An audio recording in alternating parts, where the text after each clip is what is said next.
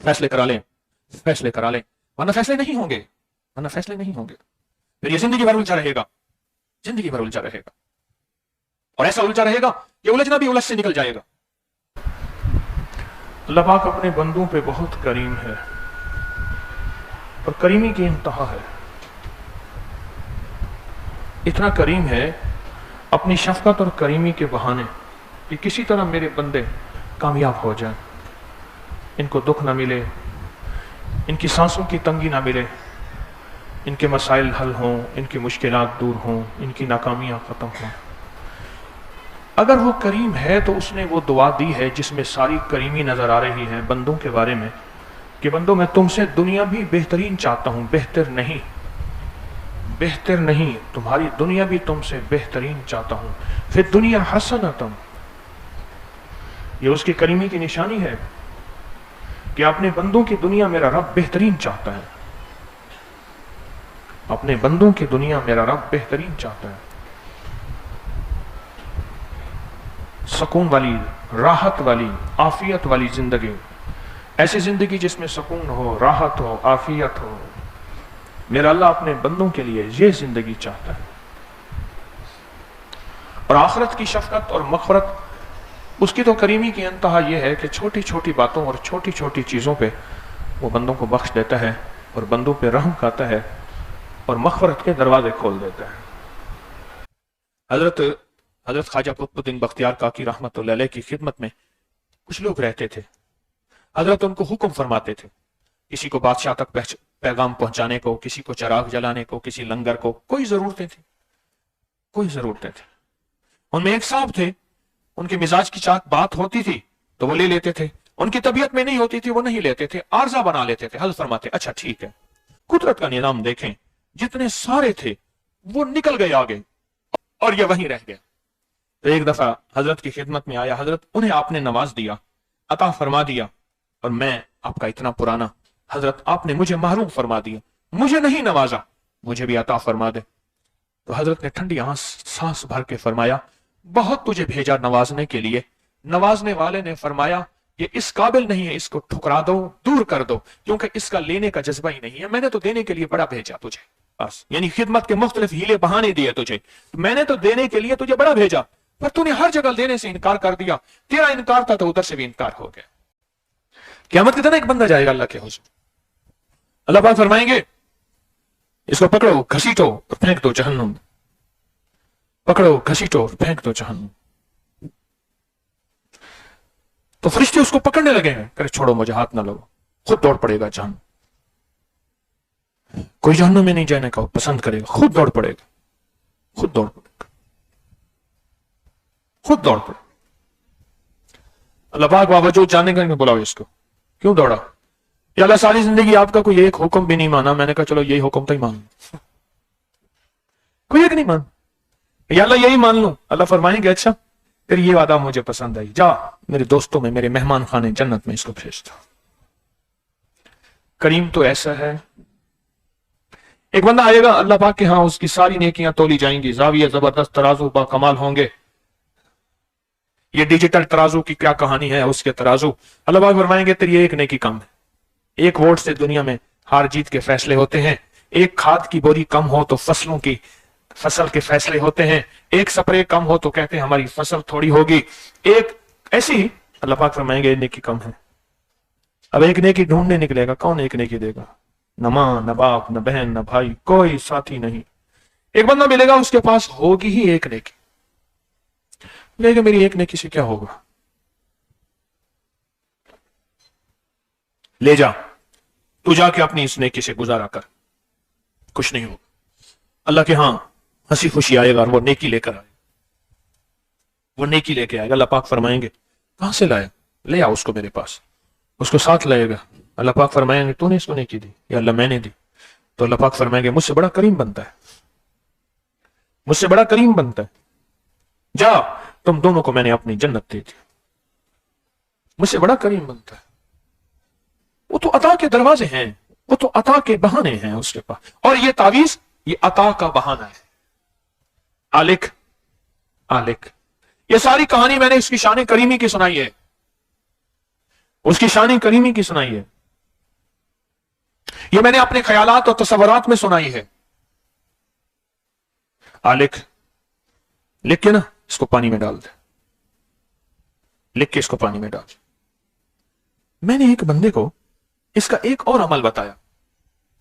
میں نے کہا تعویذ لکھ لے, بہت سارے تعویذ لکھ لے, کھلنے والی سیاہی سے, زردے کے رنگ سے, زعفران سے, مجبوراً کھلنے والی سیاہی نیلے رنگ کی ہے, سبز رنگ کی ہے, سیاہ رنگ کی ہے, کھلنے والی سیاہی ہو, لکھ لے.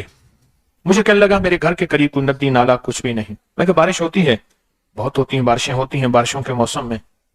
ایسی پٹی ہے جہاں بارشیں ہونی ہی ہونی ہیں, اس کا امر ہے. اور ایسی جگہ ہے, کیوں؟ اس نے یہاں جنگل منگل کرنا ہے, اس نے وہاں جنگل ہی جنگل رکھنا ہے. ویرانہ ہی ویرانہ, صحرا ہی صحرا, صحرا ہی صحرا ہی اور ہے, وہاں کی مخلوق ہی اور ہے. اس کا نظام ہے. اب میں جو عمل بتا رہا تھا نا, میں نے اس بندے کو بتایا. میں نے کہا نقش لکھ لے, یہی نقش نیٹ پہ ڈال دیا ہے, یہ نقش لکھ لے, نیچے اپنی مرادیں لکھ. بارش, ایک برتن رکھ, اس نقش کے اوپر بارش ہو, اور یہ اسی پانی میں گھل جائے. برتن بھر کے باہر نہ گرے, کیونکہ یہ پانی پھر گندے پانی میں جائے گا, باہر نہ گرے. اس پانی کو بوتلوں میں بھر لے, برتنوں میں بھر لے. اس کو بھر کے کہیں جا کے ویرانے میں ڈال دے, قبرستان میں ڈال دے, کہیں خشک کنویں میں ڈال دے, یا پانی میں ڈال دے. تجھے اس کی وہی تاثیر ملے گی. اور اس کو ملی, اس کو ملی, اور 100% ملی. یہ جو نقش ہے نا, یہ نقش ہے, اس نقش کے فائدے, اس نقش کے کمالات, اس کی تاثیر اور اس کے حیرت انگیز انوارات بہت عجیب و غریب ہے.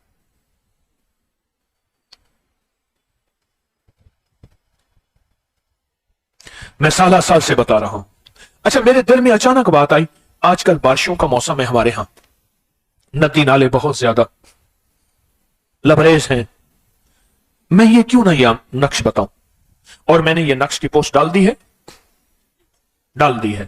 اس کے باقاعدہ حوالے ہیں, ثبوت ہیں, کتابوں کے حوالے ہیں, اور کتابوں کے مستند کتابوں کے ثبوت ہیں, بڑی بڑی ہستیوں کے, جن کے یہ تجربات میں آئی. بہت عجیب نقش ہے. سوچیں, 2 سے 2.5 منٹ لگتے ہیں اس نقش کو لکھنے میں, صرف چند منٹ لگتے ہیں اس نقش کو لکھنے میں. اور چند منٹ لکھ کے اس نقش کو روز 3 لکھتے جائیں, 4 لکھتے جائیں, 5 لکھتے جائیں. ایک صاحب آئے میرے پاس, میں نے ان کو کہا یہ نقش لکھنا شروع کر دو, لکھ لکھ کے مجھے پہنچاؤ گھلنے والی سیاہی سے, اور خود بھی جتنا موقع ملے اس نقش کو پانی میں ڈالو. نہ میرے پاس سفارش, نہ میرے پاس کچھ بھی نہیں, کچھ بھی نہیں. اور میں جج بن گیا. اور میرے گھر میں سواری کے پیسے نہیں ہوتے تھے, اب گاڑیاں ہیں, بنگلے ہیں, عہدے ہیں, کمالات ہیں. اور کہا کہ میں اس نقش کو لکھتا رہوں گا, لکھتا رہوں گا, لکھتا رہوں گا. کیوں لکھتا رہوں گا؟ کہ جنید بغدادی رحمت اللہ علیہ سے کسی نے پوچھا, جنید بغدادی رحمت اللہ علیہ سے کسی نے پوچھا کہ آپ کے ہاتھ میں یہ تسبیح کیوں ہے؟ اب تو اتنے بڑے مقامات اور ولایت کے اتنے کمال تک پہنچ گئے ہیں, پھر بھی ہاتھ میں تسبیح ہے. فرمایا جس تسبیح کی وجہ سے ولایت ملی ہے, کیا پھر وہ تسبیح چھوڑ دوں؟ حضرت نظام الدین اولیاء رحمت اللہ علیہ کے ایک پیر بھائی تھے, حضرت علاؤ الدین صابر پیر. بابا فرید شکر گنج کیا تھے؟ مرید خلیفہ تھے. پیر بھائی تھے حضرت علاؤ الدین صابر پیر, پیران کلیر, پیران کلیر. ایک دفعہ اپنی تسبیح کے دانے چن رہے تھے, تسبیح گری, ٹوٹی, دھاگا, ادھر ڈھونڈ, ادھر ڈھونڈ, ادھر ڈھونڈ, ادھر ڈھونڈ, ایک دانہ نہیں مل رہا تھا. بڑا عجب واقعہ یاد آیا. تو وہ حضرت نے تسبیح گنی نا, تو دانہ پورا نہیں تھا. بہت ڈھونڈا نہ ملا. دوسرے دن ایک بندہ آیا, اسی رنگ اسی انداز کا دانہ آ کے حضرت کو دے دیا. حضرت نے اسے دیکھا, کہا نہیں یہ دانہ نہیں ہے. حضرت یہی ہے, نہ یہ نہیں ہے. جب زیادہ اصرار کیا تو حضرت نے فرمایا بھائی دانہ ہے, نور نہیں ہے. مجھے سارے دانوں میں نور نظر آ رہا ہے, اس میں نور نظر نہیں آ رہا, یہ دانہ ہے ہی نہیں. پھر جا کے بندے گئے, وہاں ڈھونڈا تو کسی اوٹ میں کہیں وہ دانہ پڑا ہوا ملا. وہ دانہ تسبیح کا لے آئے, دیکھتے ہی میں ہاں بالکل یہی دانہ ہے, کیونکہ اس کے اندر دانہ بھی ہے, نور بھی ہے. لاہور میں یہی ایک درویش تھے, ماسٹر امین صاحب تھے اکاڑا کے. مجھے بتایا, کہنے لگے کہ میں ایک سفر میں ان کے ساتھ تھا. ماسٹر صاحب تھے, بڑے صاحب علم تھے. کہنے لگے کہ ہم اپنے مرشد کی خدمت میں حاضر ہوئے. ہم نے پھل لے لیا. ایک بندے کا مشکوک مال تھا, اس کو بھی ہدیہ لے لیا, اس کا بھی لے لیا. حضرت نے ہمارا لے لیا, اس کا رد فرما دیا. لوگ کیا کرتے تھے, روٹیوں میں مشکوک روٹیاں ڈال کے حضرت کے سامنے رکھ دیتے تھے. حضرت روٹی کو اٹھا کے چھانٹی کر دیتے تھے.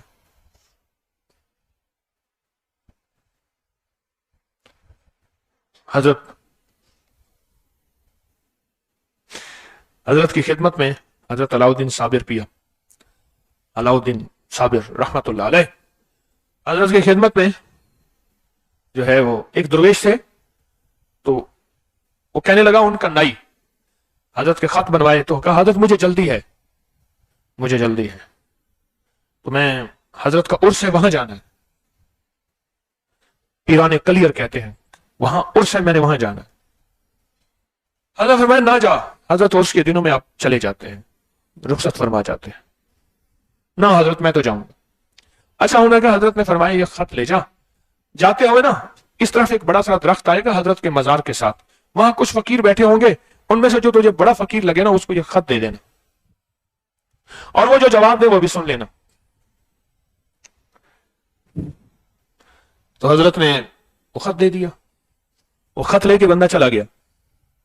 جب سفر کرتے کرتے وہاں پہنچا تو دیکھا کہ اس درخت کے نیچے کچھ فقیر درویش اللہ والے بیٹھے تھے. ان میں جو بڑے فقیر درویش نظر آئے ان کو وہ خط دے دیا. اس نے خط کھولا, اس نے خط کھولا اور خط میں لکھا تھا, حضرت یہ کیا, آپ اللہ والے ہیں اور آپ کے عرس میں لوگ بہت سارے غیر شرعی حرکات کر رہے ہیں, ان کو روکیں. اس نے کہا تجھ سے ایک نئی نہیں روکا, میں ان کو روک دوں.